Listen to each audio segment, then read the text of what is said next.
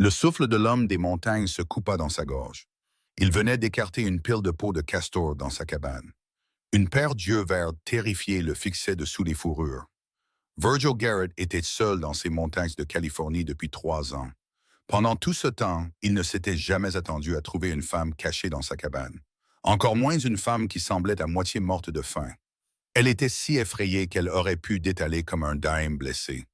Le soleil de fin d'après-midi de septembre 1875 filtrait par l'unique fenêtre de la cabane.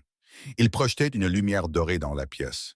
Virgil se tenait là, du haut de son mètre 93 de muscles et de confusion. Il essayait de comprendre ce qu'il voyait. « S'il vous plaît, murmura-t-elle, sa voix rauque et tremblante. « S'il vous plaît, ne me renvoyez pas. » Les grandes mains de Virgil restèrent figées sur les fourrures. Son visage buriné montrait sa surprise sous la barbe sombre qui couvrait sa mâchoire. Ses longs cheveux bruns, attachés par un cordon de cuir, s'étaient détachés pendant sa journée de chasse. Il savait qu'il devait paraître effrayant pour ce bout de femme. Il voyait maintenant qu'elle était jeune, peut-être 20 ans environ. Elle avait des cheveux blonds emmêlés et un visage maculé de saleté. Sa robe était déchirée à plusieurs endroits. Il y avait des égratignures sur ses bras nus qui semblaient dater de plusieurs jours. « Depuis combien de temps êtes-vous ici ?» demanda-t-il. Il gardait sa voix basse et stable, comme il le ferait en approchant un cheval effarouché. « 3 jours, avoua-t-elle, serrant une couverture usée autour de ses épaules. « Je me cache ici depuis 3 jours. Vous partiez toujours pendant la journée. Je sortais pour prendre de l'eau et un peu de nourriture. Je suis désolé d'avoir volé. Je suis tellement désolé. » Virgil s'accroupit lentement, se faisant moins imposant malgré sa taille considérable. Ses épaules musclées tendaient le tissu de sa chemise usée alors qu'il s'installait sur ses talons. « Qui fuyez-vous » Les yeux de la femme s'emplirent de larmes et elle se serra davantage contre le mur de Rondins. « Des hommes de Redding, des hommes mauvais. Ils ont tué mon père et ont pris notre concession. Ils ont dit qu'ils me prendraient aussi, pour me vendre à une maison close à Sacramento. Je me suis enfui. Je fuis depuis 4 jours. » Sa mâchoire se crispa, la colère brillant dans ses yeux gris. Virgil connaissait le genre d'homme dont elle parlait. La ruée vers l'or en Californie touchait peut-être à sa fin. Mais il y avait encore beaucoup de vautours qui se disputaient les restes. Il s'attaquait aux prospecteurs solitaires et à leurs familles. « Comment vous appelez-vous? »« Willa Dawson. »« Mademoiselle Dawson, je suis Virgil Garrett. Vous êtes en sécurité ici. Personne ne vous fera de mal et personne ne vous emmènera où vous ne voulez pas aller. » Il le dit avec une telle conviction qu'une partie de la peur quitta ses yeux. « Mais vous devez sortir de là. Vous avez besoin de nourriture, d'eau et d'un vrai repos. Pouvez-vous le faire? » Elle hésita, étudiant son visage dans la lumière déclinante. Ce qu'elle y vit dut la rassurer, car elle commença lentement à ramper hors dessous les fourrures. Quand elle se leva, Virgil vit qu'elle était plus grande qu'il ne l'avait d'abord pensé. Mais elle était tout de même plus petite que lui d'une bonne trentaine de centimètres. Elle vacilla sur ses pieds et il tint instinctivement la main pour la stabiliser. Ses grandes mains étaient douces sur ses épaules. « Quand avez-vous mangé un repas complet pour la dernière fois ?» demanda-t-il. « Il y a 5 jours, peut-être 6. J'ai perdu la notion du temps. » Virgil la guida vers la table en bois brut et tira l'une des 2 chaises qu'il avait fabriquées lui-même. « Asseyez-vous. Je vais vous chercher quelque chose. » Il se déplaça avec efficacité dans la cabane. Il raviva le feu dans l'âtre en pierre et prépara un repas simple. Du porc salé, des haricots et du pain de maïs qu'il avait cuit ce matin-là. Pendant qu'il travaillait, il était parfaitement conscient qu'elle l'observait. Elle essayait probablement de décider si elle avait fait le bon choix en lui faisant confiance. Il remplit une tasse en étain avec de l'eau de son tonneau et la posa devant elle. « Buvez lentement », conseilla-t-il. « Pas trop d'un coup, sinon vous vous rendrez malade. » Willa enroula ses 2 mains autour de la tasse et sirota prudemment. « Merci, dit-elle doucement. Je ne savais pas quoi faire d'autre.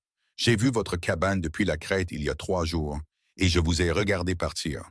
J'ai pensé que je pourrais me cacher ici jusqu'à ce qu'ils arrêtent de me chercher. Ils cherchent encore? Je ne sais pas. J'ai entendu des cavaliers passer hier, se dirigeant plus loin dans les montagnes. » Virgil posa une assiette de nourriture devant elle et prit sa propre place en face. « Vous avez dit qu'ils ont tué votre père. Avez-vous d'autres membres de votre famille? » Elle secoua la tête, prenant la fourchette avec des mains tremblantes. Ma mère est morte il y a 2 ans. Il n'y avait que papa et moi, travaillant sur notre concession près de Reading. Nous nous en sortions bien, trouvant assez d'or pour vivre. Puis Samuel Hicks et ses hommes sont arrivés. Ils voulaient notre concession. Papa a refusé de vendre, alors ils l'ont simplement prise. Sa voix se brisa sur le dernier mot. Samuel Hicks, répéta Virgil, mémorisant le nom. Il connaissait cet homme, il avait entendu des histoires en ville sur ses méthodes. Il a la réputation de prendre ce qu'il veut. Il voulait plus que la concession, dit Willa à voix basse sans le regarder dans les yeux. Il a dit que je rapporterais un bon prix, que j'étais trop joli pour être gaspillé dans ces montagnes. Papa a essayé de les combattre. Ils lui ont tiré dessus. Je me suis enfui pendant qu'ils se disputaient pour savoir s'il fallait me poursuivre ou sécuriser la concession d'abord. La concession a gagné. Virgil la regarda manger, son esprit analysant la situation. Samuel Hicks n'était pas un homme qui abandonnait facilement. S'il avait laissé Willa s'enfuir, c'était seulement parce qu'il pensait qu'elle mourrait dans la nature, ou qu'il pourrait la retrouver plus tard. Le fait qu'elle ait survécu 4 jours et trouvé un abri témoignait de sa force et de sa débrouillardise. Vous pouvez rester ici, dit-il quand elle eut fini la plus grande partie de sa nourriture, aussi longtemps que vous en aurez besoin. Ses yeux verts s'écarquillèrent. Vous feriez ça? Laissez une étrangère rester chez vous. Vous n'êtes plus une étrangère. Vous êtes quelqu'un qui a besoin d'aide, et j'ai les moyens de vous la donner. Il se leva et se dirigea vers le coin le plus éloigné de la cabane où se trouvait son lit, couvert de plus de fourrure. Vous prendrez le lit, je me ferai une paillasse près du feu, je ne pourrai jamais prendre votre lit. Vous ferez ce qu'on vous dit si vous voulez retrouver vos forces, dit-il. Mais il y avait de la gentillesse dans son ton bourru. Vous avez vécu l'enfer, mademoiselle Dawson. Laissez quelqu'un vous aider. Des larmes coulèrent alors sur ses joues et elle les essuya rapidement. Je ne sais pas comment vous remercier. Pas besoin de remerciements. Maintenant, finissez de manger et ensuite vous allez dormir correctement pour la première fois depuis des jours. Cette nuit-là, alors que Virgil était allongé sur sa paillasse près du feu, il écoutait la douce respiration de Willa de l'autre côté de la cabane. Il se demandait dans quoi il s'était embarqué. Il était venu dans ces montagnes pour échapper à la civilisation et à toutes ses complications. Il avait construit sa vie autour de la solitude, du piégeage, de la chasse et de la vente de ses fourrures en ville 2 fois par an. Il n'avait pas besoin de complications, mais en fixant les poutres brutes de son plafond, il sut qu'il n'aurait pas pu la renvoyer. Certaines choses étaient plus importantes que le désir de paix et de tranquillité d'un homme. Le lendemain matin, Virgil se réveilla avant l'aube, comme toujours. Il se déplaça silencieusement, ne voulant pas déranger le sommeil de Willa, et sortit dans l'air vif de la montagne. Sa cabane se trouvait dans une petite clairière entourée de pins et de cèdres, avec un ruisseau à proximité. C'était un bon emplacement, isolé et défendable, avec de l'eau pure et beaucoup de gibier. Il l'avait choisi avec soin 3 ans auparavant, quand il avait décidé de laisser derrière lui son ancienne vie. Il vérifiait ses pièges quand il entendit un mouvement derrière lui. Willa se tenait à l'entrée de la cabane, enveloppée dans une de ses couvertures. Ses cheveux blonds captaient la lumière du petit matin. Elle avait meilleure mine après une nuit de sommeil, bien qu'elle soit encore beaucoup trop mince et hantée. « Vous devriez vous reposer, cria-t-il. « Je me suis reposé pendant 3 jours en me cachant, répondit-elle en marchant vers lui. Ça fait du bien de se tenir au soleil sans avoir peur. Virgil hocha la tête, comprenant ce sentiment mieux qu'elle ne le pensait. Il y a de la semoule de maïs dans la boîte près du poêle si vous voulez préparer le petit déjeuner. Je reviens tout de suite. Quand il revint 1 heure plus tard avec des truites fraîches du ruisseau, il trouva la cabane chaude. Elle était remplie de l'odeur de bouillie de maïs et de café. Willa s'était nettoyée du mieux qu'elle pouvait et avait tressé ses cheveux. La transformation était remarquable. Sans la saleté et la peur, elle était très belle.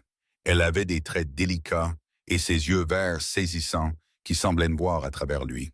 « J'espère que ça ne vous dérange pas, dit-elle en désignant la nourriture. J'ai trouvé la semoule de maïs et le café et j'ai pensé que je devais me rendre utile. Aucune objection, dit Virgil en posant le poisson sur la table. Un homme se lasse de sa propre cuisine après un certain temps. Ils mangèrent ensemble alors que le soleil montait plus haut. Virgil se retrouva à lui parler de sa vie dans les montagnes. Il lui expliqua comment il piégeait le castor et la martre, comment il tannait les peaux et préparait les fourrures pour le commerce. Il lui parla des saisons, des meilleurs endroits pour trouver du gibier, de la façon dont le temps changeait à ces altitudes. Il ne lui dit pas ce qui l'avait poussé à cette vie solitaire, et elle ne demanda pas. À son tour, Willa parla de sa vie avec son père, de l'apprentissage de l'orpaillage et du travail d'une concession. Elle parla de la mort de sa mère, emportée par la fièvre, et de la façon dont elle et son père s'étaient rapprochés dans leur deuil commun. Sa voix était douce mais ferme, et Virgil pouvait entendre la force sous ses mots. Ce n'était pas une femme qui se briserait facilement. « Que ferez-vous » demanda-t-il finalement, la question qui flottait entre eux. Les mains de Willa s'immobilisèrent sur sa tasse de café. « Je ne sais pas, je n'ai nulle part où aller. Pas de famille, pas d'argent. Tout ce que nous avions était à la concession et Hicks la possède maintenant. Vous pourriez aller à San Francisco, y trouver du travail. En tant que quoi? Une femme seule, sans référence, sans compétences autres que l'orpaillage et la cuisine sur un feu de camp? » Elle secoua la tête. « Je sais quel genre de travail je trouverais. C'est le même travail dans lequel Hicks voulait me vendre. » La mâchoire de Virgil se crispa. Elle avait raison, et ils le savaient tous les deux. Une jeune femme sans moyens ni famille avait des options limitées en 1875, et la plupart étaient désagréables. « Alors vous resterez ici jusqu'à ce que nous trouvions une solution. Vous ne pouvez pas être sérieux. Vous ne me connaissez même pas. » « J'en sais assez. Je sais que vous êtes assez courageuse pour survivre 4 jours seule dans ces montagnes. Je sais que vous êtes assez intelligente pour trouver un abri et assez débrouillarde pour rester cachée pendant 3 jours. Je sais que vous n'êtes pas du genre à abandonner facilement. » Il la regarda dans les yeux par-dessus la table. « C'est assez pour moi. » Quelque chose passa entre eux à ce moment-là, une compréhension qui allait au-delà des mots. Willa hocha lentement la tête et Virgil vit la tension quitter ses épaules. Pour la première fois depuis qu'il l'avait trouvée, elle semblait croire qu'elle était vraiment en sécurité. Les jours qui suivirent prirent un rythme régulier. Virgil s'occupait de son travail, vérifiant les pièges et chassant. Pendant ce temps, Willa prit progressivement en charge la gestion de la cabane. Elle cuisinait, nettoyait, raccommodait ses vêtements et organisait ses provisions. Elle apprit à préparer les pots et à étirer les fourrures sur des cadres. Elle apprenait vite, observant comment il travaillait et posant des questions intelligentes. Le soir, il s'asseyait près du feu et parlait. Virgil se retrouva à partager plus qu'il ne l'avait prévu. Il lui parla de son enfance dans le Missouri, de la guerre qui avait emporté tant de ses amis. Il lui parla de l'agitation qui l'avait poussé vers l'ouest. Il ne lui dit pas tout, pas encore, mais plus qu'il n'en avait dit à quiconque depuis des années. Willa, à son tour, s'ouvrit sur ses rêves et ses peurs. Elle parla de son désir de construire quelque chose par elle-même, de ne pas vouloir dépendre de qui que ce soit. Elle parla de la confiance que son père avait en elle, de son insistance sur le fait qu'elle était aussi capable que n'importe quel homme. Virgil pouvait voir la vérité de cela et la rapidité avec laquelle elle s'adaptait à la vie en montagne. 2 semaines après l'avoir trouvée, Virgil revint de sa ligne de piège nord. Il trouva Willa debout dans la clairière, son fusil levé. Il était pointé sur un ours noir qui s'était approché trop près de la cabane.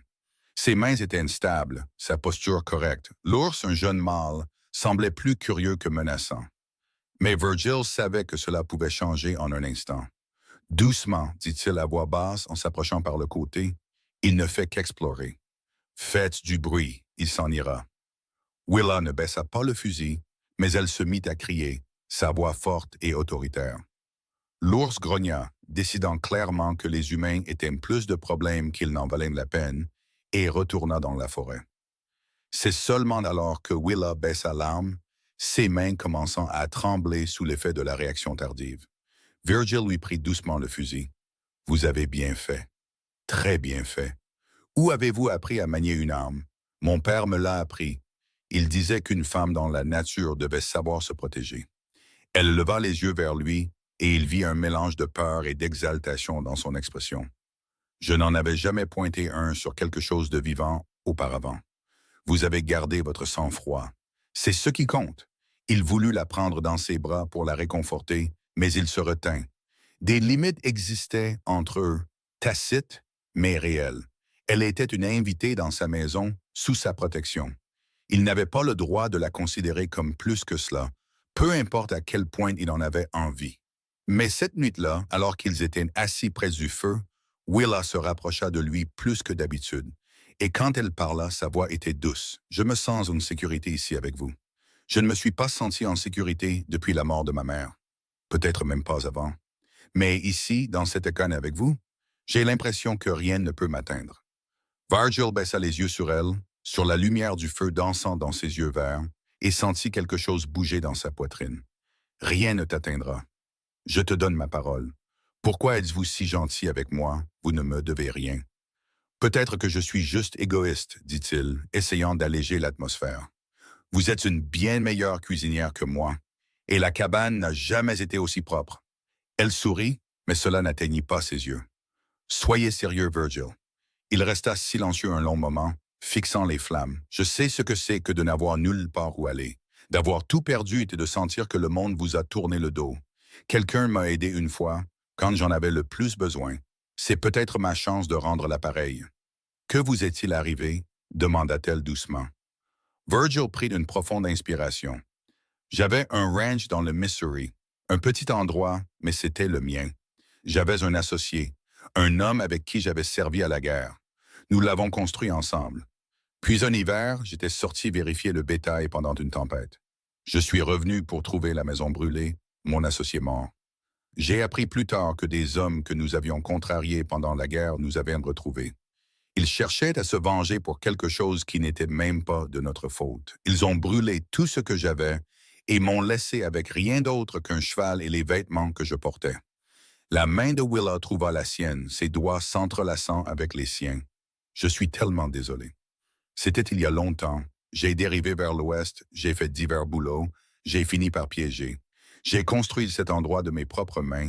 J'ai créé une vie que personne ne pouvait me prendre. Il regarda leurs mains jointes, la petitesse de la sienne dans la sienne. Mais je me souviens de ce que ça fait de tout perdre. Je ne souhaiterais ça à personne. Vous êtes un homme bon, Virgil Garrett. Je suis juste un homme qui sait comment survivre, tout comme vous. Elle appuya sa tête contre son épaule, et cette fois, il ne la repoussa pas. Ils restèrent ainsi un long moment, regardant le feu se consumer en braise, aucun ne voulant briser l'instant. Alors que l'automne s'installait en octobre, les montagnes prirent les couleurs éclatantes de la saison. Les trembles devinrent dorées, et l'air se fit vif, promettant l'hiver. Virgil commença à préparer la cabane pour les mois froids à venir. Il stocka du bois de chauffage et vérifia le calfeutrage entre les rondins. Willa travaillait à ses côtés, apprenant tout ce qu'il pouvait lui enseigner sur la survie à un hiver en montagne. Elle était différente maintenant de la femme terrifiée qu'il avait trouvée parmi ses fourrures. Elle se déplaçait avec confiance, son corps se renforçant grâce à une bonne nourriture et un travail acharné. Son rire venait plus facilement, remplissant la cabane d'une chaleur qui n'avait rien à voir avec le feu. Virgil se surprenait à la regarder quand elle ne le voyait pas. Il mémorisait sa façon de bouger, le son de sa voix, la vue de ses cheveux brillants au soleil. Il était en train de tomber amoureux d'elle. Il le savait avec la certitude du lever du soleil, et cela le terrifiait. Il n'avait pas prévu de s'attacher à nouveau à quelqu'un. Sa vie était censée être simple, solitaire, à l'abri de la douleur qui accompagne la perte des êtres chers.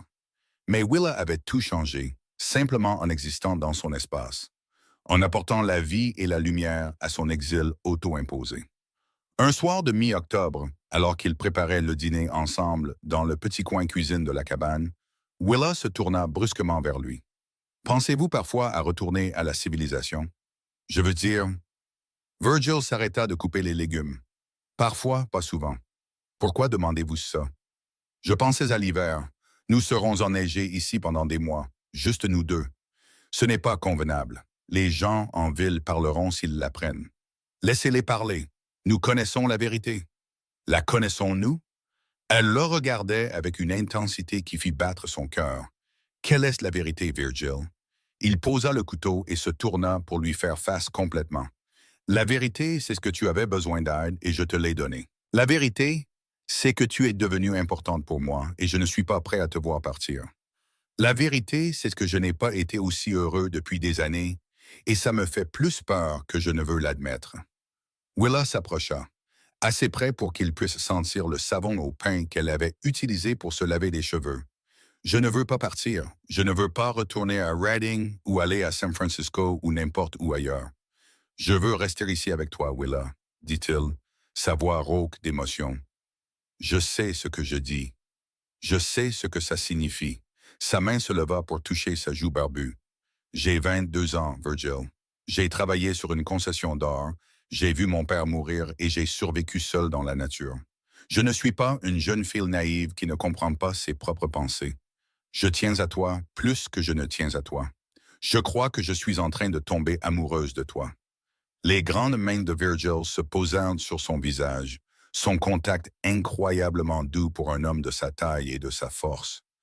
J'ai 30 ans et j'ai assez vu de la vie pour savoir quand quelque chose de réel se tient devant moi. Tu es la meilleure chose qui me soit arrivée depuis plus longtemps que je ne m'en souvienne. Mais j'ai besoin que tu sois sûr, la vie ici est dure, surtout en hiver. C'est solitaire et isolé, et ça ne ressemble en rien à ce que tu aurais pu rêver pour toi. Mais mes rêves ont changé le jour où tu m'as trouvé, dit-elle simplement. Maintenant, ils t'incluent tous. Il l'embrassa alors, une douce pression des lèvres qui contenait toute la tendresse et le désir qu'il avait gardé enfermé. Willa fondit contre lui, ses bras s'enroulant autour de son cou, et Virgil la serra plus fort, conscient de sa force. Quand ils se séparèrent enfin, tous deux respirèrent fort. Je veux faire les choses bien, dit Virgil. Je veux t'épouser, faire de toi ma femme en bonne et due forme. Mais je ne peux pas t'emmener à Reading pour un prêtre. Pas avec Hicks et ses hommes qui rôdent encore. Alors nous attendrons le printemps, quand nous pourrons nous rendre dans une autre ville, où nous pouvons prononcer les mots nous-mêmes. Dieu entend les vœux, peu importe qui les prononce. Elle lui sourit. Je n'ai pas besoin d'une église pour être tienne, Virgil. Je le suis déjà.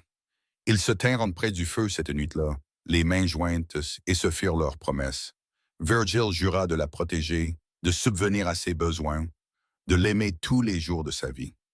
Willa promit de se tenir à ses côtés, de partager ses fardeaux, d'être sa partenaire en toutes choses.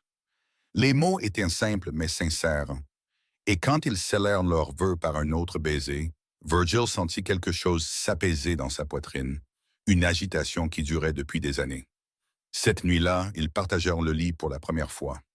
Virgil fut prudent et patient, montrant à Willa avec son corps ce que ses mots ne pouvaient exprimer pleinement.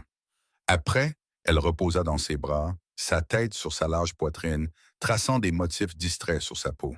« Parle-moi de tes cicatrices, dit-elle doucement, ses doigts trouvant l'ancienne blessure par balle sur son épaule. « Celle-là vient de la guerre. Un tireur d'élite m'a eu à Shiloh, j'ai été à l'hôpital pendant 2 mois. » Il attrapa sa main et la porta à ses lèvres. « Cette vie que j'ai vécue, elle a laissé ses marques. Je les aime. Elles font partie de ton histoire, de ce qui a fait de toi l'homme que tu es. » Elle se redressa pour le regarder à la lueur du feu. « Je veux tout savoir de toi, Virgil.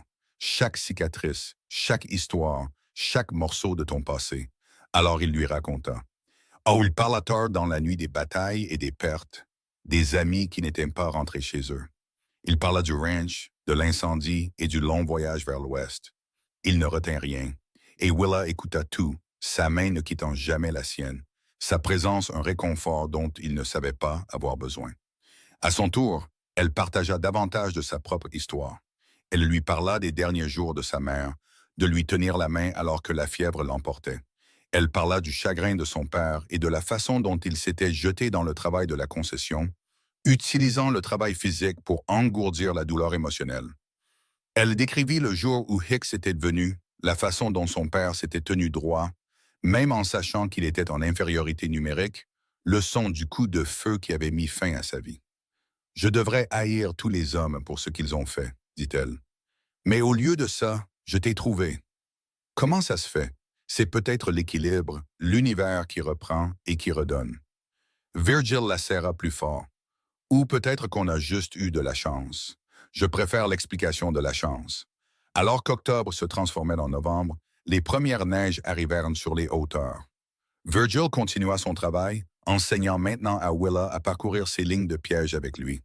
Elle se révéla être une naturelle, se déplaçant silencieusement dans la forêt, lisant les signes dans la neige. Ils travaillaient ensemble de manière fluide, anticipant les mouvements de l'autre, communiquant par des regards et des gestes autant que par des mots. La cabane devint vraiment leur foyer. Willa y ajouta de petites touches qui la rendirent plus confortable, plus habité. Elle fabriqua des rideaux avec du tissu de rechange que Virgil avait échangé, arrangea des fleurs sauvages quand le temps le permettait, réorganisa le rangement pour plus d'efficacité. Virgil lui construisit une meilleure table et fabriqua un fauteuil à bascule pour les soirées au coin du feu. Ils étaient heureux. Virgil ne s'attendait pas à utiliser ce mot à nouveau dans sa vie, mais il n'y avait pas d'autre façon de le décrire. Il se réveillait chaque matin pour trouver Willa à ses côtés et s'endormait chaque nuit avec elle dans ses bras. Ils parlaient, riaient et travaillaient ensemble. Ils faisaient l'amour avec une confiance et une joie croissantes. Ils construisaient une vie. Mais fin novembre, leur paix fut brisée. Virgil était dehors en train de fendre du bois quand il entendit des chevaux approcher. Il posa la hache et se dirigea rapidement vers la cabane. Willa à l'intérieur maintenant. Elle entendit l'urgence dans sa voix et ne posa pas de questions. Elle franchit la porte avant que les trois cavaliers n'émergent de la lisière des arbres. Virgil s'avança dans la clairière, son fusil à la main, son corps positionné entre les hommes qui approchaient et sa maison. Le cavalier de tête était un homme trapu avec un visage balafré et des yeux froids. « Vous êtes Garrett? »« Ça dépend de qui demande. Je m'appelle Tom Blake. Je travaille pour Samuel Hicks. Nous cherchons une femme. Cheveux blonds, yeux verts, environ 20 ans. Elle s'appelle Willa Dawson. Vous l'avez vue? »« Non, dit Virgil sèchement. » Blake se pencha en avant sur sa selle. « Voyez-vous, nous avons entendu autre chose. Un trappeur de passage à Reading a dit qu'il avait vu de la fumée dans cette direction. Il a entendu dire que c'était votre cabane. On a pensé que vous auriez peut-être vu quelque chose.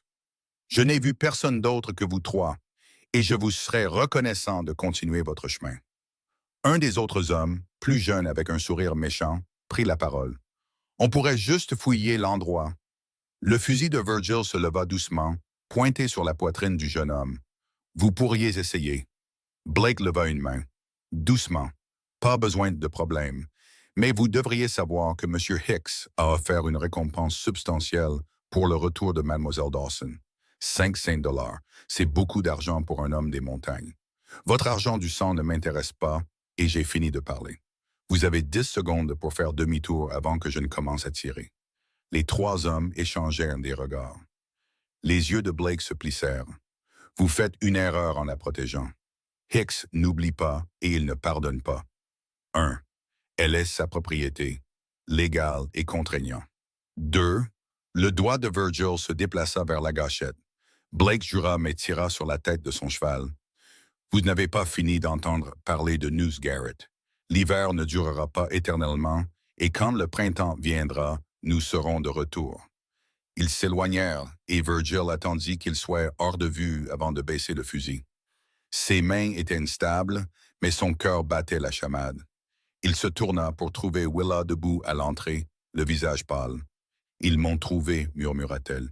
Ils ont trouvé des rumeurs. Ils ne savent pas avec certitude que tu es ici. » Il la rejoignit et la prit dans ses bras. « Mais ils surveilleront au printemps. Nous devons être malins.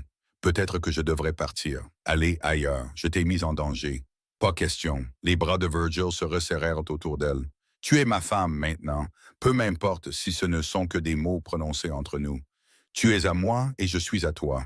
Et je serai damné si je laisse Hicks ou l'un de ses hommes te prendre. » Mais Virgil, non. Nous affrontons ça ensemble. C'est ce que signifie le mariage. Il se recula pour la regarder. Au printemps, nous irons à Sacramento ou peut-être à San Francisco. Nous nous marierons dans bonne et due forme là-bas, légalement et enregistré. Ensuite, nous irons voir la loi. Nous leur dirons ce que Hicks a fait. Une femme mariée a des droits. Tu seras sous ma protection, légale et reconnue. Tu penses que ça l'arrêtera? Je pense que ça lui rendra la tâche plus difficile. Et si la loi ne nous aide pas, alors nous trouverons autre chose. Mais je ne t'abandonnerai pas, Willa. Pas maintenant. Jamais. Elle enfouit son visage dans sa poitrine et il sentit ses larmes tremper sa chemise. « Je t'aime, dit-elle, sa voix étouffée. Je t'aime tellement. Je t'aime aussi. Maintenant, rentrons. Nous avons des plans à faire. » Cette nuit-là, ils discutèrent de leurs options.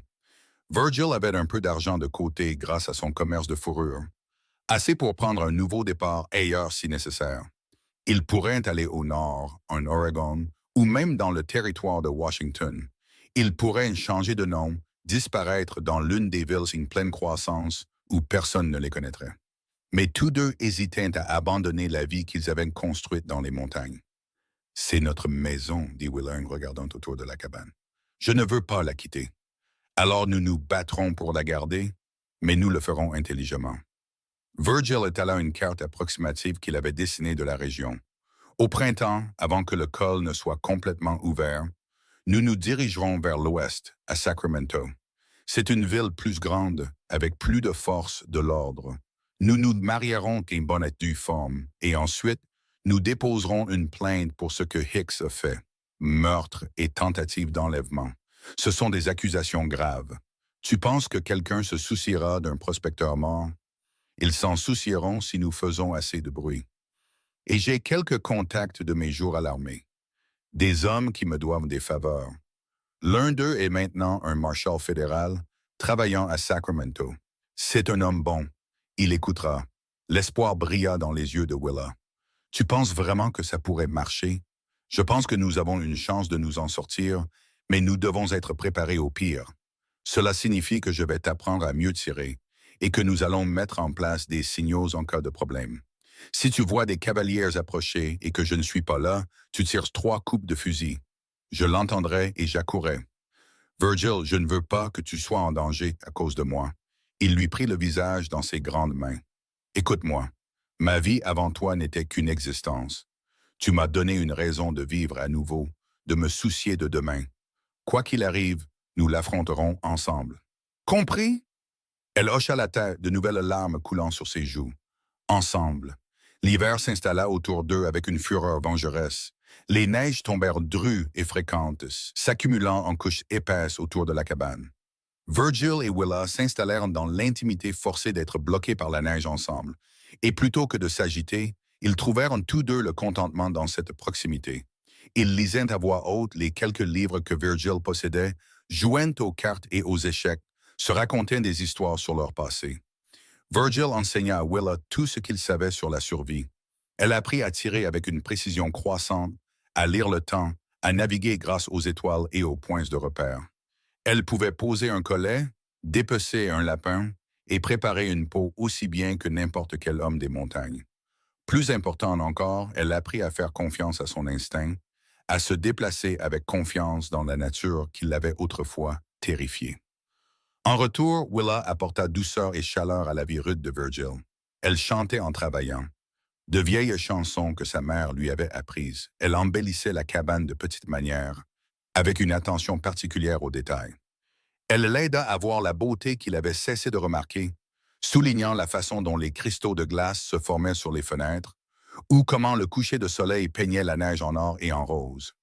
Noël arriva, et ils le célébrèrent simplement mais joyeusement. Virgil avait réussi à se procurer du sucre et des fruits secs lors de son dernier voyage de commerce avant les neiges. Willa fit un gâteau qui avait le goût du paradis. Il lui sculpta un magnifique peigne à cheveux en bois de serre, passant des heures près du feu à travailler le motif complexe. Elle lui avait cousu une nouvelle chemise avec du tissu qu'elle avait caché, y travaillant en secret chaque fois qu'il était dehors. « Oh, c'est le meilleur Noël que j'ai eu depuis des années », dit Virgil alors qu'ils étaient assis près du feu cette nuit-là, Willa blottie contre lui, même bloqué par la neige sur une montagne avec une femme recherchée. Sur tout ça, il lui embrassa le sommet de la tête. « Chaque jour avec toi est un cadeau, Willa. » Beau parleur, le taquina-t-elle, mais il pouvait entendre l'émotion dans sa voix. « Je le pense. Tu as tout changé pour moi. Je ne faisais que suivre le mouvement en avant, attendant que ma vie se termine. Maintenant, j'ai des projets, des rêves. Je veux construire une plus grande cabane, peut-être ajouter une grange. Je veux étendre mes lignes de pièges, peut-être commencer à commercer plus régulièrement. Je veux construire quelque chose avec toi, Willa. Une vraie vie, un avenir. Je veux ça aussi. Je veux que nous ayons une famille un jour. Des enfants qui courent partout sur cette montagne. Je veux vieillir avec toi, Virgil Garrett. Alors c'est ce que nous ferons. Au printemps, nous réglerons les choses avec la loi, puis nous reviendrons ici et construirons cette vie. Je te le promets. » L'hiver s'éternisa et février apporta les pires tempêtes. Ils furent confinés dans la cabane pendant des jours, la neige s'accumulant si haut contre les murs que Virgil dut creuser un tunnel pour atteindre le bûcher. Mais même cette proximité forcée ne sembla qu'approfondir leur lien. Ils faisaient l'amour lentement et complètement, apprenant chaque centimètre de l'autre. Ils parlaient de tout et de rien. Ils existaient simplement ensemble en parfaite harmonie.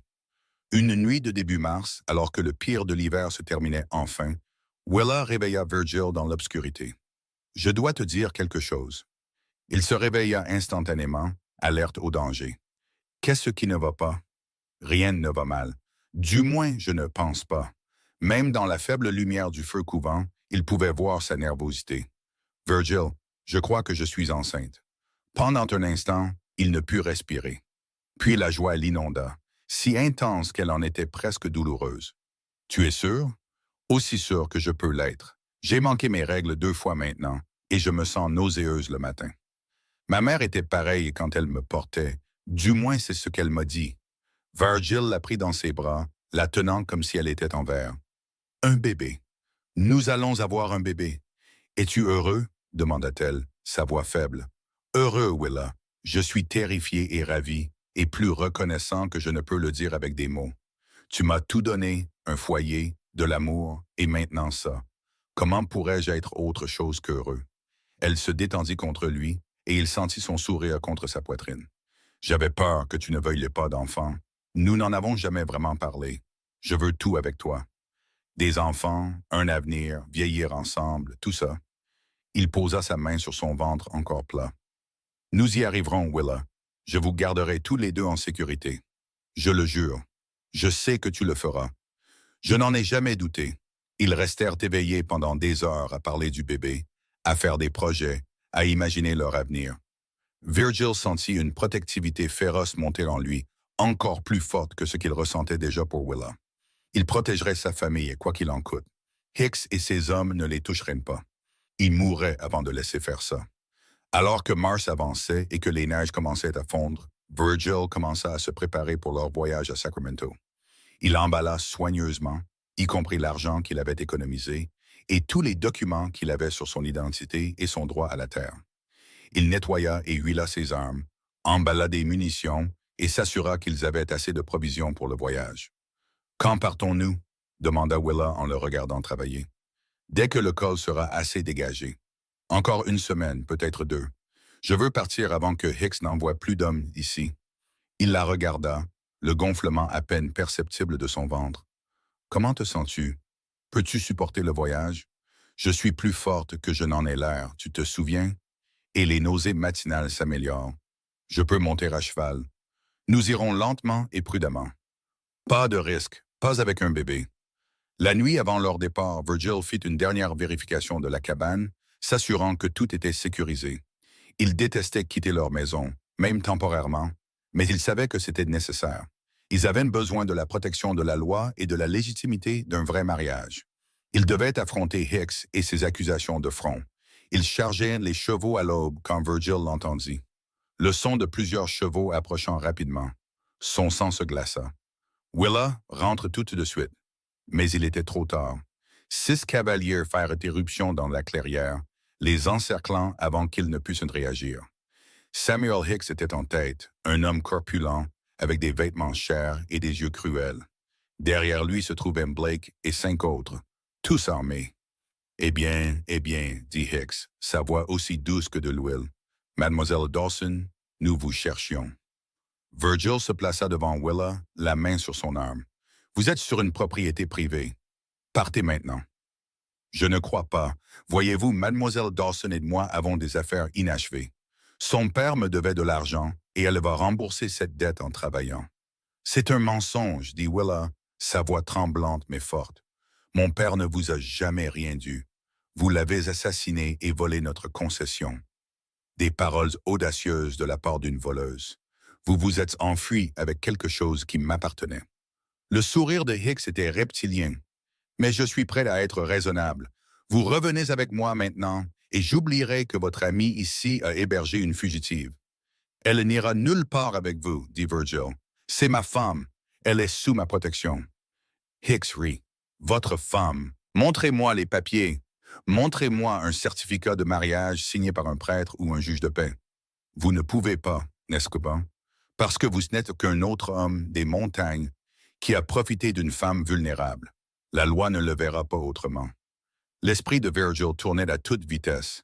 Hicks avait raison sur le plan juridique. Sans documents officiels, il n'avait aucun droit sur Willa aux yeux de la loi.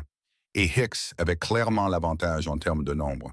6 hommes armés contre un, avec une femme enceinte à protéger. Les chances étaient impossibles. Je vais vous dire ce qui va se passer, continua Hicks. Vous allez vous écarter et Mademoiselle Dawson va monter avec mes hommes. Ensuite, nous allons tous partir d'ici et vous allez oublier que vous l'avez jamais vu. Faites ça et je vous laisserai vivre. Causez des problèmes et mes hommes vous mettront en terre. C'est un choix simple. Non, dit Willa en se plaçant à côté de Virgil. Je n'irai pas, je mourrai d'abord. Ça peut s'arranger, dit Blake, la main sur son arme. L'esprit de Virgil travaillait furieusement, cherchant le moindre avantage, la moindre issue. Ils étaient en infériorité numérique et moins bien armés. Même s'ils dégainaient, ils n'en toucheraient qu'un ou deux avant que les autres ne le tuent. Et alors Willa serait seul à leur merci. À moins que... Attendez, dit-il en levant la main. Vous voulez qu'elle vienne de son plein gré, n'est-ce que pas? Moins de problèmes comme ça. Les yeux de Hicks se plissèrent. Que proposez-vous? Donnez-moi 5 minutes seul avec elle. Laissez-moi la convaincre que c'est la meilleure solution. Elle viendra volontairement. Sans histoire, et vous aurez ce que vous voulez sans effusion de sang. C'est mieux pour tout le monde. Et qu'est-ce qui vous empêche d'essayer de vous échapper? Où irions-nous? Vous nous avez encerclés et vous nous garderez à vue. Mais laissez-moi lui parler d'homme à femme, l'aider à comprendre la situation. Virgil mit toute la sincérité qu'il put dans sa voix. Je tiens à elle. Je ne veux pas qu'elle soit blessée. Si partir avec vous est le seul moyen de la garder en vie, je la convaincrai. Hicks l'étudia un long moment, puis hocha la tête. 5 minutes, mais je surveille, et si je vois quelque chose qui ne me plaît pas, nous mettrons fin à ça de la manière forte. Virgil prit la main de Willa et l'emmena à quelques pas de là, assez près pour que Hicks puisse les voir, mais assez loin pour que leur conversation à voix basse ne puisse être entendue. Il la serra contre lui comme pour l'embrasser, sa bouche près de son oreille. « Écoute attentivement, » murmura-t-il avec urgence. « Dans ma sacoche de selle gauche, il y a un pistolet chargé. Quand je te donnerai le signal, prends-le et mets-toi à l'abri derrière le cheval. Peux-tu faire ça, Virgil? Non, ils sont trop nombreux. C'est notre seule chance. J'ai un plan, mais j'ai besoin que tu me fasses confiance. » Il se recula assez pour la regarder dans les yeux. « Me fais-tu confiance de toute ta vie? Alors sois prête. Quand je t'embrasserai, ce sera le signal. Prends l'arme et mets-toi à l'abri. Ne regarde pas. N'hésite pas. Bouge, c'est tout. » Il l'embrassa alors profondément et durement, y mettant tout ce qu'il ressentait. Puis il la fit pivoter vers les chevaux et se déplaça lui-même, dégainant et tirant en un seul mouvement fluide. Son premier tir toucha Blake en pleine poitrine. Son deuxième toucha un autre cavalier. Puis ce fut le chaos total. Willa attrapa le pistolet de la sacoche de selle et plongea derrière le grand cheval alezan de Virgil. Les balles fusaient et elle entendit Virgil grogner alors qu'une le touchait au bras gauche, mais il continua à bouger, à tirer avec une précision impossible. 2 autres hommes tombèrent. Les chevaux hurlaient et se cabraient, ajoutant au chaos. Hicks criait des ordres, essayant d'organiser ses hommes restants. Willa se pencha autour du cheval et tira. Sa balle attrapa l'un des cavaliers à l'épaule. Il tomba de sa selle avec un cri. Il ne restait plus que Hicks et un autre homme. L'homme chargea Virgil et ils tombèrent dans un enchevêtrement de poings et de fureur. Le bras blessé de Virgil le gênait, mais sa force brute et ses muscles compensaient. Il asséna un coup écrasant à la mâchoire de l'homme, puis un autre aux côtes. L'homme devint mou. Hicks essayait de s'enfuir à cheval, épéronnant sa monture vers la lisière des arbres.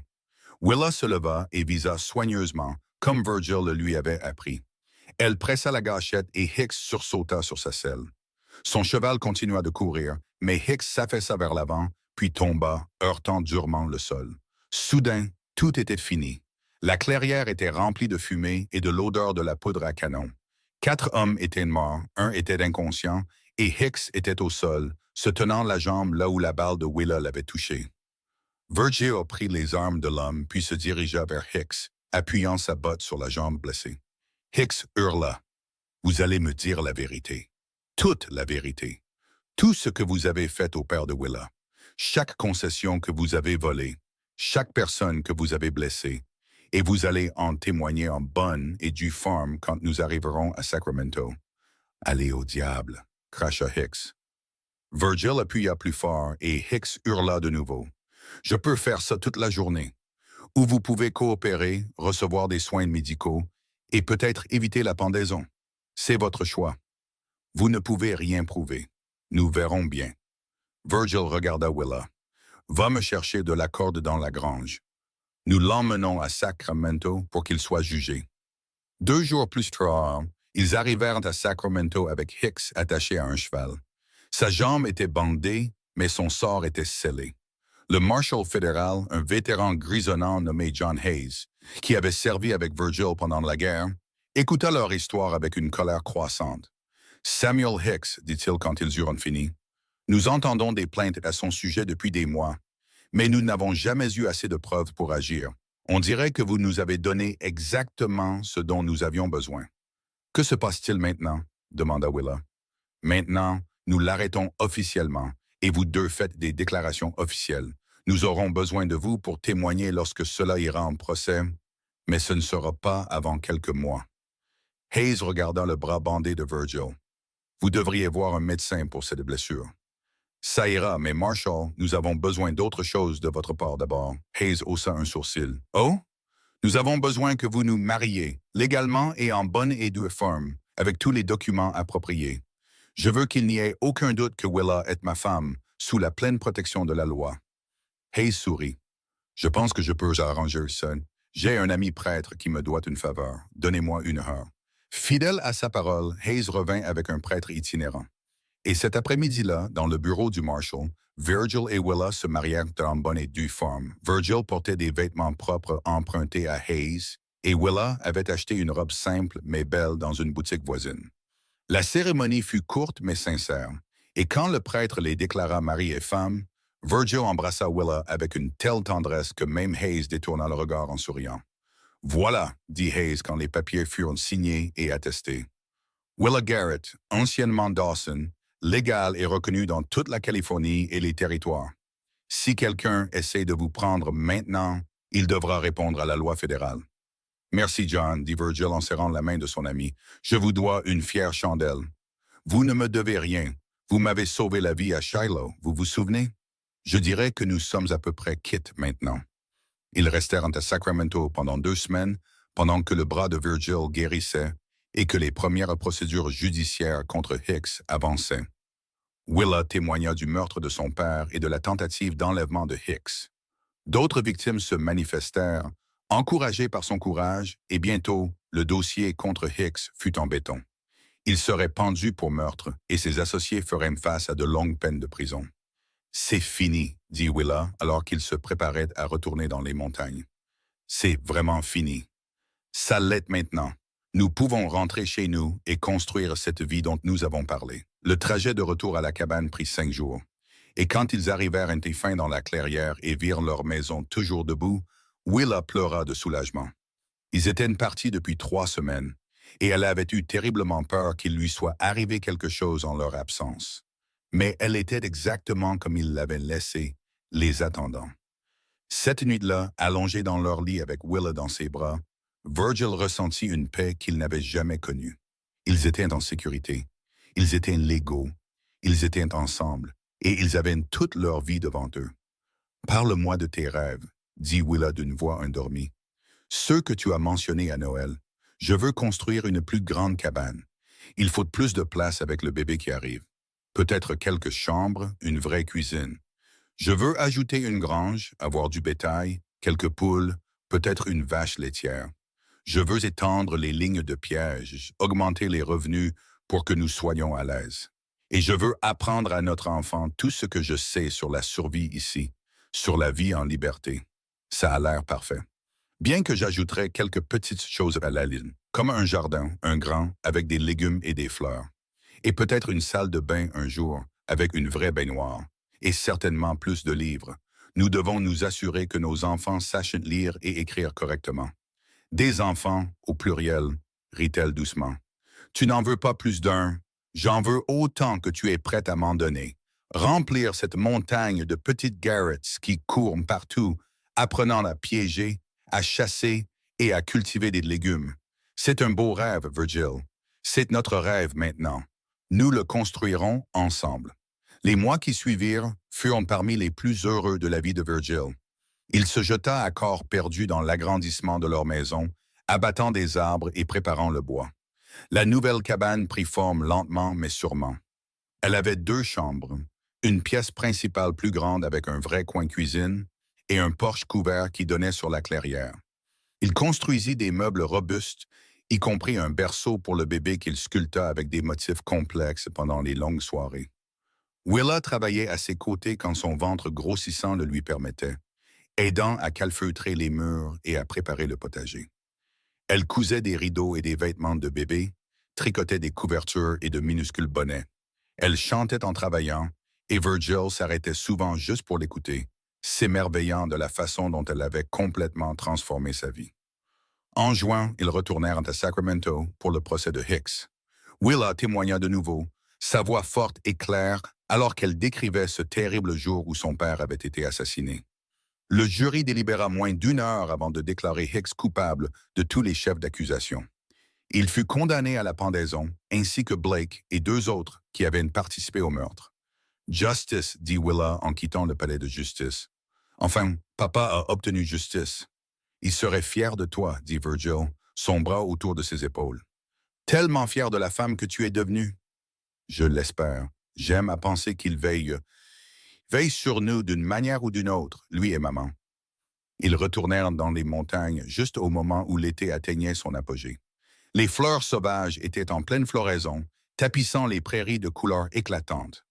Le ruisseau coulait haut et clair à cause de la fonte des neiges, et la forêt était vivante de chants d'oiseaux et des bruits des animaux vacants à leurs occupations.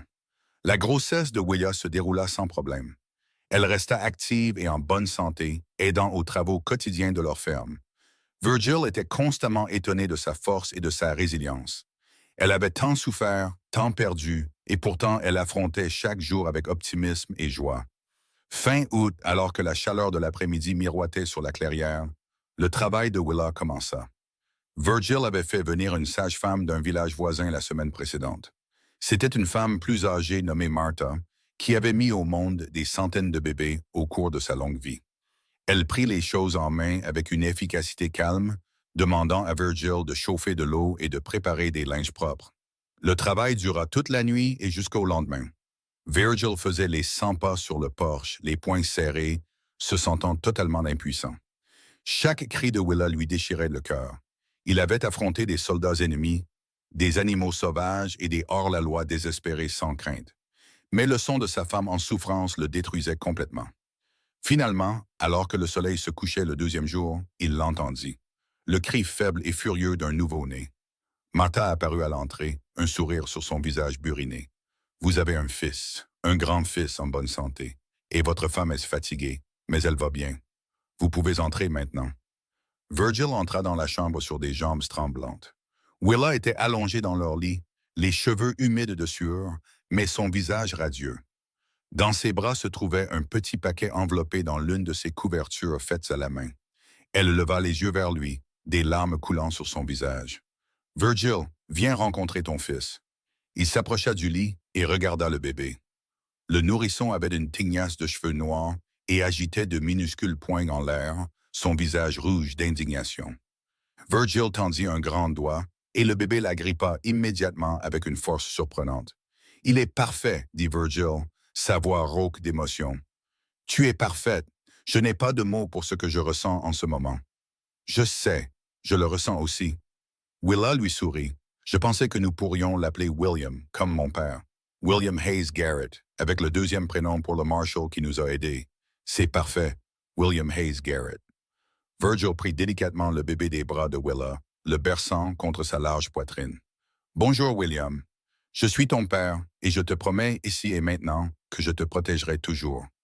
Je t'aimerai toujours, et je t'apprendrai tout ce que je sais pour être un homme bon. » Le bébé cessa de pleurer au son de la voix profonde de son père, ses yeux sombres essayant de se concentrer sur le visage de Virgil. Willa les regarda ensemble, son cœur si plein qu'elle crut qu'il allait éclater. « Nous avons fait ça, » dit-elle doucement. « Toi et moi, nous avons fait quelque chose de beau et de parfait. » Nous l'avons fait, et nous allons lui donner la meilleure vie possible, quoi qu'il en coûte. Martha resta une semaine aidant Willa à se rétablir et leur apprenant à s'occuper d'un nouveau-né. Virgil se révéla étonnamment doué pour changer les couches et calmer les pleurs du bébé. Il parcourait le sol avec William au milieu de la nuit, chantant de vieilles chansons de l'armée de sa voix de basse grondante, et le bébé se calmait, content dans les bras forts de son père. Alors que l'été laissait place à l'automne, leur petite famille s'installa dans de nouveaux rythmes. William grandit rapidement, devenant plus alerte et réactif chaque jour.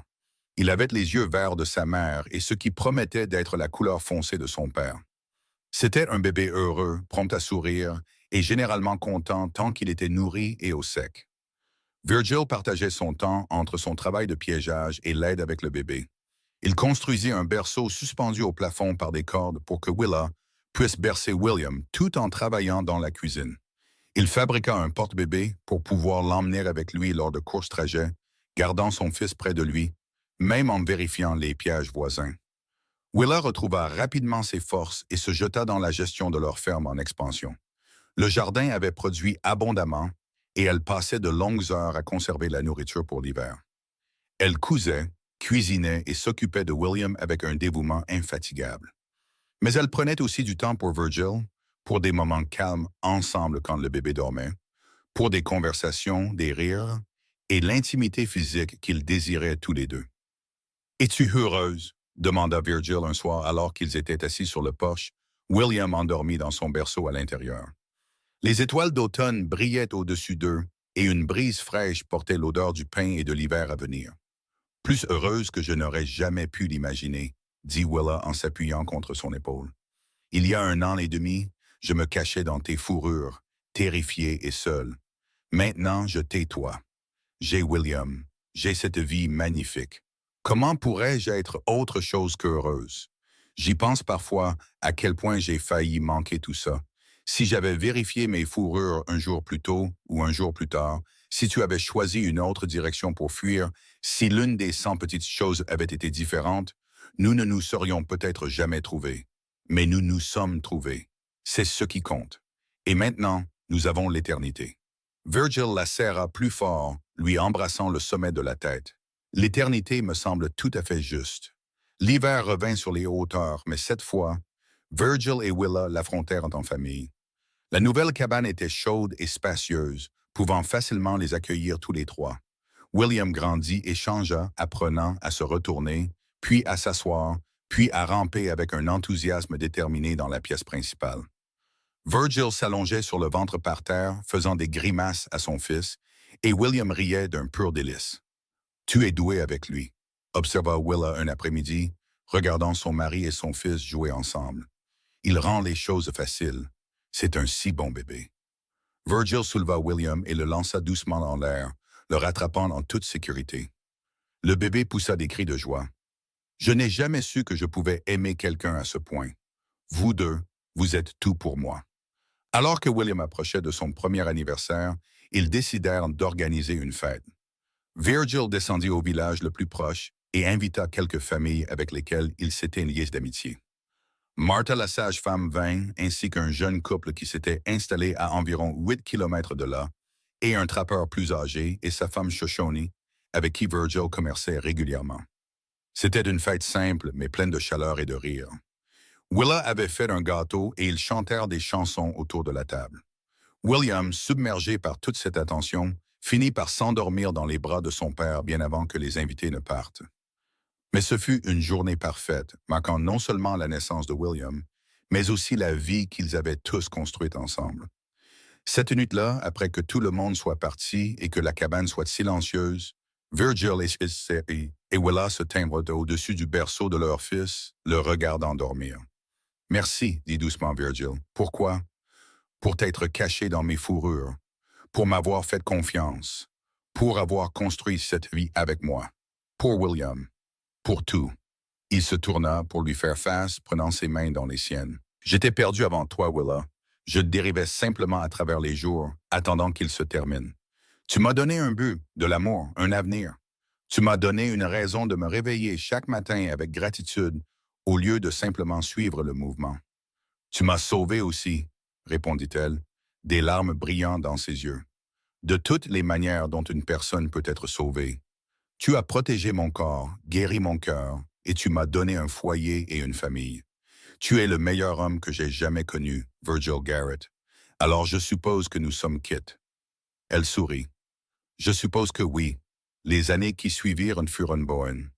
William devint un petit garçon robuste et joyeux, avec la force de son père et l'intelligence de sa mère.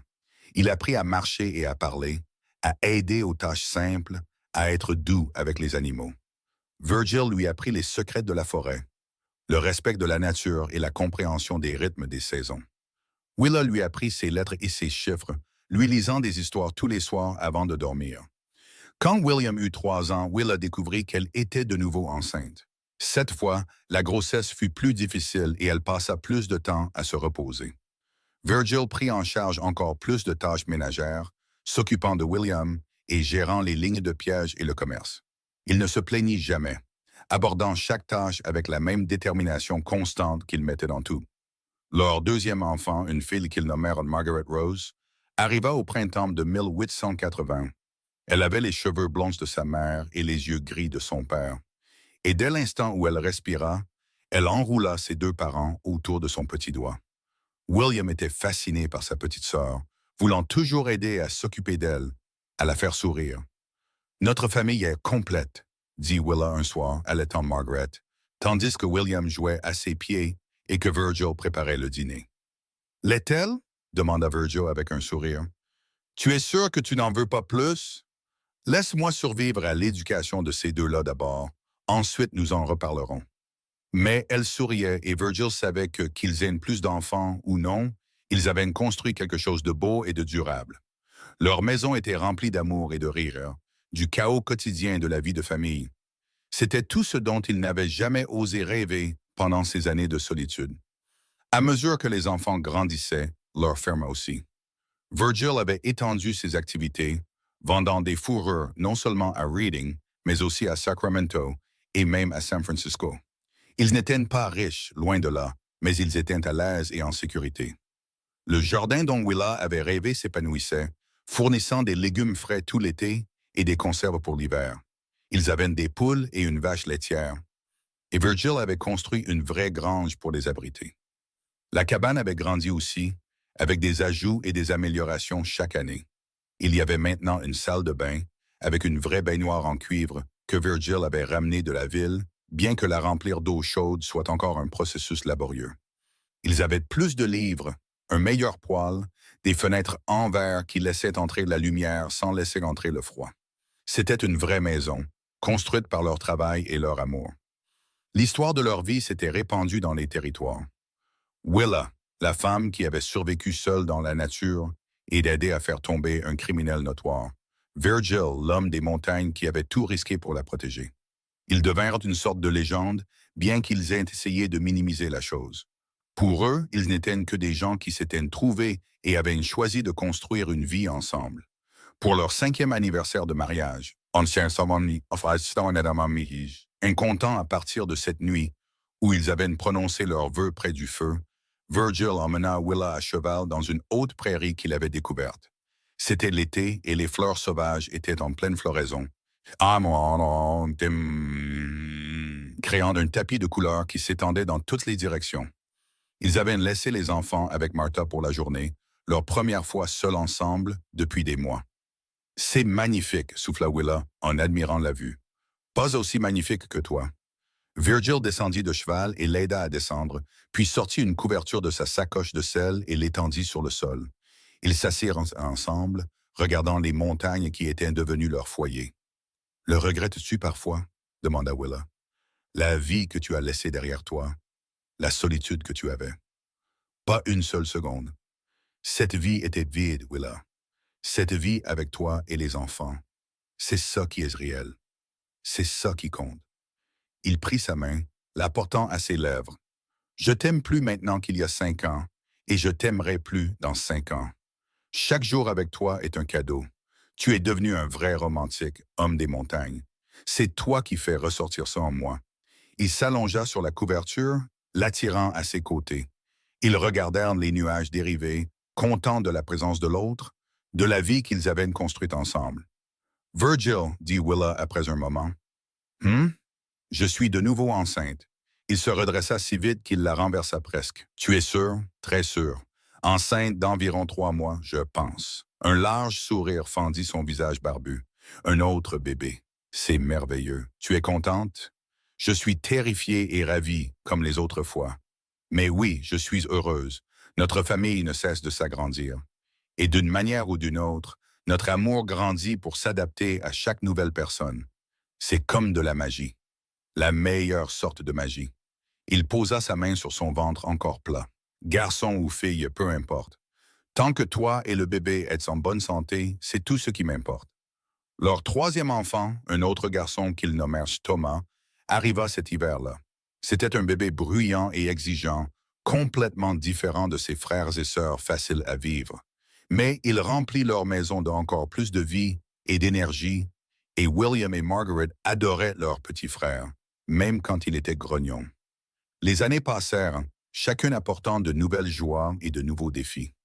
William grandit, grand et fort comme son père, avec les mêmes instincts protecteurs et la même nature stable. Il apprit à piéger et à chasser, à lire la forêt et à respecter sa puissance. Mais il avait aussi le cœur tendre et l'amour de l'apprentissage de sa mère.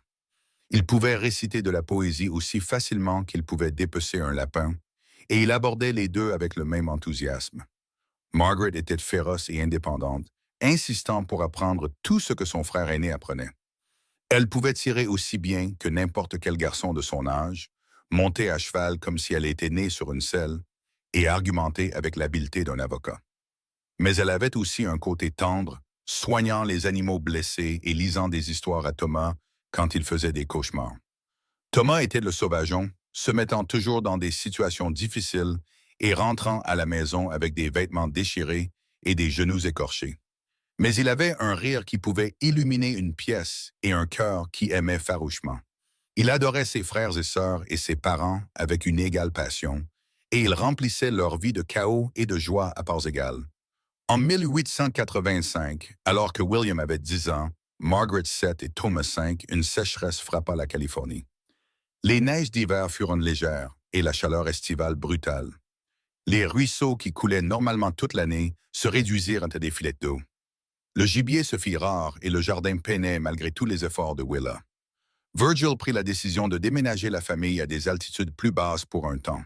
Il loua une petite maison à Redding pendant qu'ils chassaient plus loin. C'était difficile pour eux tous d'être loin de leur maison de montagne, mais c'était nécessaire. Les enfants s'adaptèrent à la vie en ville avec plus ou moins de succès. William et Margaret s'inscrivirent tous deux à la petite école et se jetèrent dans l'apprentissage. Thomas détestait être enfermé dans une salle de classe et passait la plupart de son temps à faire des bêtises. C'est à cette époque que Willa reprit contact avec de vieux amis de son père.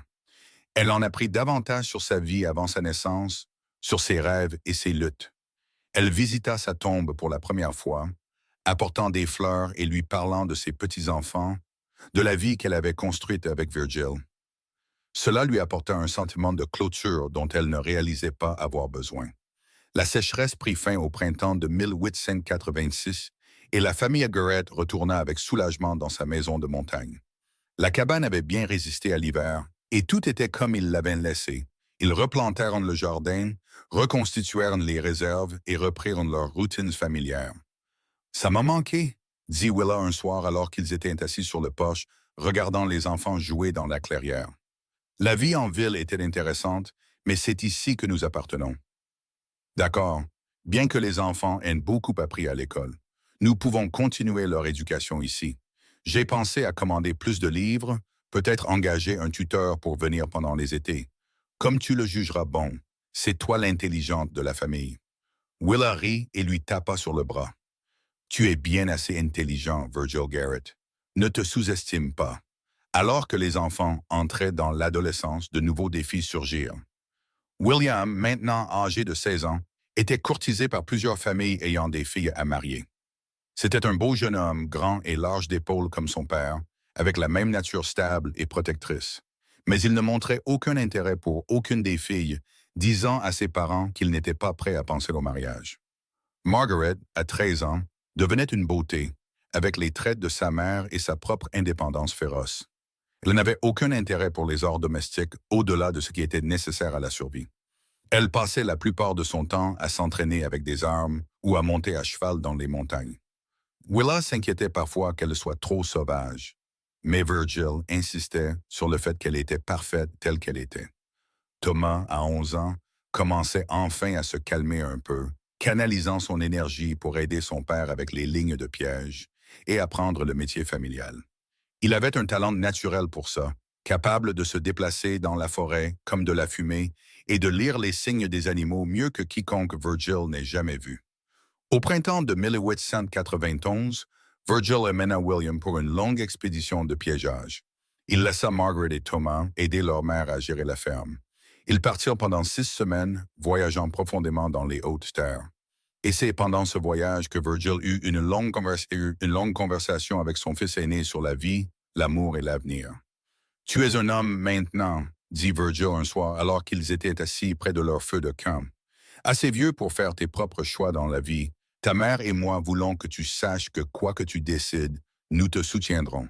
Si tu veux rester sur la montagne et continuer le piégeage, c'est bien. Si tu veux aller en ville et trouver un autre travail, c'est bien aussi. Ta vie t'appartient, William. Je veux rester ici, dit William sans hésitation. Cette montagne, cette vie, c'est dans mon sang. Je ne peux pas m'imaginer ailleurs. Mais je ne pense pas vouloir piéger toute ma vie. J'ai pensé à lancer un programme d'élevage de chevaux, des chevaux capables de supporter ce terrain. Ils ont de la valeur.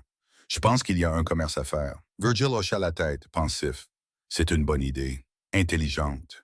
Nous pourrions réserver un terrain, construire un vrai corral. J'ai assez économisé au fil des ans pour t'aider à démarrer. Je ne peux pas prendre ton argent, papa. Ce n'est pas seulement mon argent, c'est l'argent de la famille. Et les familles s'entraident. De plus, je suis fier de toi de penser à l'avenir, de planifier ton futur. Ta mère sera ravie que tu restes près de la maison. Ils revinrent du voyage pour trouver la ferme fonctionnant sans problème sous la gestion compétente de Willa. Margaret avait abattu un jeune cerf qui pillait le jardin et Thomas avait réussi à piéger son premier castor tout seul. La famille célébra avec un festin et Virgil regarda sa femme et ses enfants autour de la table, ressentant un contentement si profond. Alors que Virgil approchait de la fin de la cinquantaine, il commença à ralentir un peu, bien qu'il ne l'admettrait jamais. Willa, au milieu de la quarantaine, restait aussi énergique et capable que jamais, gérant leur foyer et aidant William avec son entreprise d'élevage de chevaux. Margaret, maintenant âgée de 20 ans, avait surpris tout le monde en tombant amoureuse d'un jeune médecin venu s'installer à Reading. C'était un homme bon qui respectait son indépendance et n'était pas intimidé par sa nature féroce. Ils se marièrent à l'été de 1898 lors d'une cérémonie dans la haute prairie où Virgil avait emmené Willa pour leur 5e anniversaire.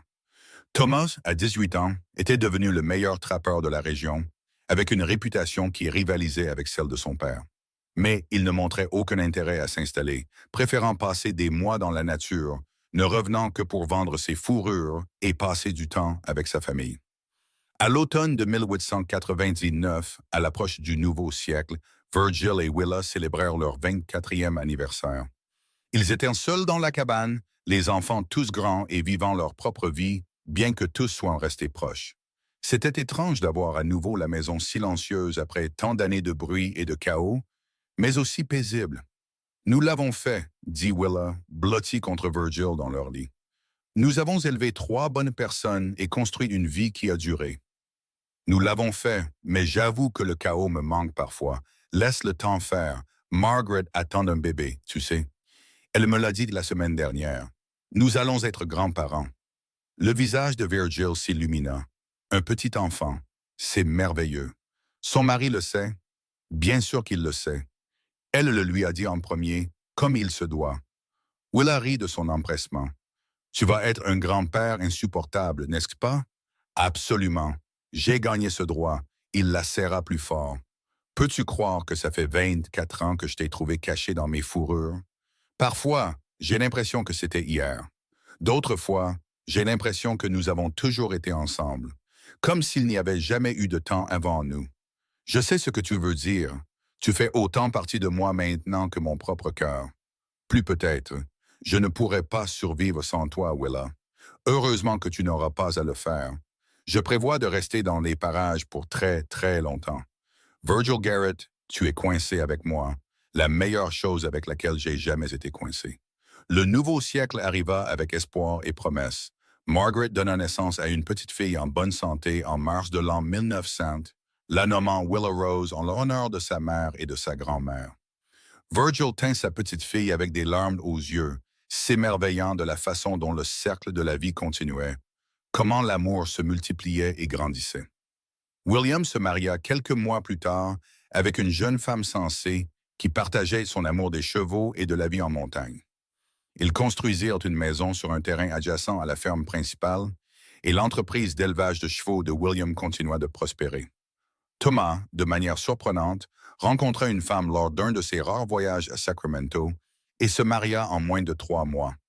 Il l'amena rencontrer la famille et bien qu'elle soit clairement dépassée par la vie en montagne, elle était tenace et déterminée à s'en sortir. Alors que Virgil approchait de ses 60 ans, il commença enfin à accepter qu'il ralentissait. Son bras gauche, blessé dans la bagarre avec les hommes de Hicks tant d'années auparavant, lui faisait mal par temps froid. Ses genoux protestaient contre les longues randonnées qu'il faisait autrefois sans y penser. Mais il était content, entouré de sa famille, en sécurité dans la vie qu'il avait construite. Un soir de l'été de 1902, alors que Virgil et Willa étaient assis sur le porche à regarder le coucher du soleil, il se tourna vers elle avec une expression sérieuse. « Je veux que tu saches quelque chose. Ça a l'air de mauvais augure, ce n'est pas le cas. Je te le promets. Je veux juste que tu saches que te trouver a été la meilleure chose qui me soit jamais arrivée. Ces 27 années avec toi ont été les plus heureuses de ma vie. Tu m'as tout donné, Willa. L'amour, une famille, un but, la joie. Tu as pris un homme brisé et tu l'as rendu entier à nouveau. » Les yeux de Willa s'empliront de larmes. « Pourquoi dis-tu ça maintenant? » « Parce que je veux m'assurer que tu le saches. Parce que je ne veux jamais que tu doutes de ce que tu représentes pour moi. De ma gratitude pour chaque jour que nous avons passé ensemble. » Il prit sa main, ses grands doigts burinés doux autour des siens. « Tu te cachais parmi mes fourrures, effrayé et seul. Et pendant 3 jours, tu es resté caché pendant que je vaquais à mes occupations, sans savoir que toute ma vie était sur le point de changer. Puis je t'ai trouvé, et tout est devenu clair. Tu étais ce qui me manquait, ce que j'attendais sans le savoir. « Je t'aime, dit Willa, sa voix épaisse d'émotion, plus que les mots ne peuvent le dire. Tu m'as sauvé de toutes les manières possibles, puis tu m'as donné une vie au-delà de mes rêves les plus fous. Nous nous sommes sauvés l'un l'autre.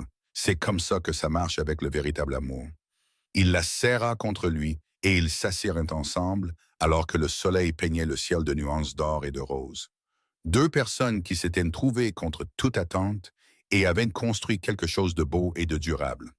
Les années continuèrent de passer, apportant des petits-enfants et des arrière-petits-enfants, de nouveaux défis et des joies tranquilles. Les cheveux de Virgil devinrent complètement gris et son corps portait les marques d'une vie vécue durement et bien. Willa vieillit avec grâce, ses cheveux blonds striés d'argent, son visage ridé mais toujours beau. Ils vieillirent ensemble, exactement comme ils se l'étaient promis toutes ces années auparavant. En 1910, alors que Virgil célébrait son 70e anniversaire, entouré d'enfants, de petits-enfants et d'arrière-petits-enfants, il regarda l'assemblée et ressentit une paix si profonde qu'elle lui arracha des larmes. C'était son héritage. C'était l'amour manifesté. C'était ce que la vie était censée être. Cette nuit-là, seul avec Wilda dans la cabane qui avait été leur maison pendant tant d'années, il la serra fort et murmura « Merci de t'être caché dans mes fourrures. Merci de m'avoir fait confiance. Merci de m'avoir choisi. » « Toujours, murmura-t-elle en retour. Dans cette vie et dans tout ce qui viendra après, je te choisis toujours. » La montagne se dressait, éternelle, au-dessus d'eux, témoin de leur histoire d'amour.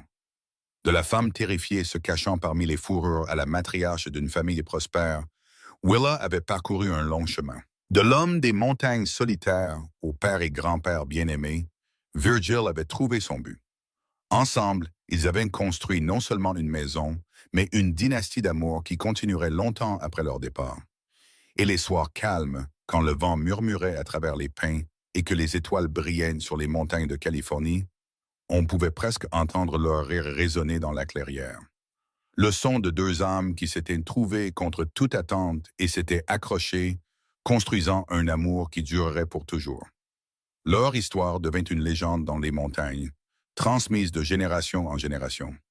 La cabane était toujours debout, entretenue par leurs descendants, un témoignage de ce que deux personnes pouvaient construire lorsqu'elles se trouvaient au bon moment. L'homme des montagnes et la femme qui se cachait parmi ses fourrures, qui fit confiance à un étranger et trouva un mari, qui affrontèrent le danger ensemble et en sortirent victorieux, qui construisirent une famille et un héritage qui perdureraient. Et en fin de compte, c'est ce qui comptait. Pas le danger qu'ils avaient affronté ou les épreuves qu'ils avaient surmontées, mais l'amour qu'ils avaient construit et la vie qu'ils avaient partagée. De 3 jours de cachette à une vie d'amour, leur histoire prouvait que parfois, les meilleures choses de la vie arrivent quand on s'y attend le moins, et que le véritable amour, une fois trouvé, peut surmonter n'importe quelle tempête. Virgil la garda en sécurité pour de bon, comme le promettait l'histoire. Il protégea son corps, guérit son cœur et lui donna un foyer et une famille. Et Willa fit de même pour lui, le sauvant d'une vie d'isolement solitaire et lui donnant une raison de croire à nouveau en l'espoir et en l'amour. Ils furent le salut l'un de l'autre, le foyer l'un de l'autre, l'éternité l'un de l'autre. La fin de leur histoire ne fut pas marquée par la tragédie ou la perte, mais par l'accomplissement et la joie. Ils vécurent de longues vies entourées d'amour, sûrs d'avoir trouvé quelque chose de rare et de précieux. Et quand le moment vint pour eux de quitter ce monde, ils le firent ensemble, main dans la main. Leur histoire d'amour était complète, mais leur héritage vivait à travers chaque descendant qui portait leur nom et leur valeur. La montagne restait éternelle et immuable, veillant sur la terre qu'ils avaient revendiquée comme la leur, et quelque part dans le vent qui murmurait à travers les pins, on pouvait encore entendre leur histoire, le conte de l'homme des montagnes qui trouva une femme cachée parmi ses fourrures et choisit de la garder en sécurité. Pas seulement pour 3 jours, mais pour de bon, pour toujours et à jamais. Leur amour avait transformé leurs deux vies, prouvant que parfois, la chose la plus courageuse que l'on puisse faire est de faire confiance à un étranger, d'ouvrir son cœur et de croire en la possibilité du bonheur, même quand tout semble perdu. Et ils vécurent heureux pour toujours, exactement comme toutes les meilleures histoires d'amour devraient se terminer.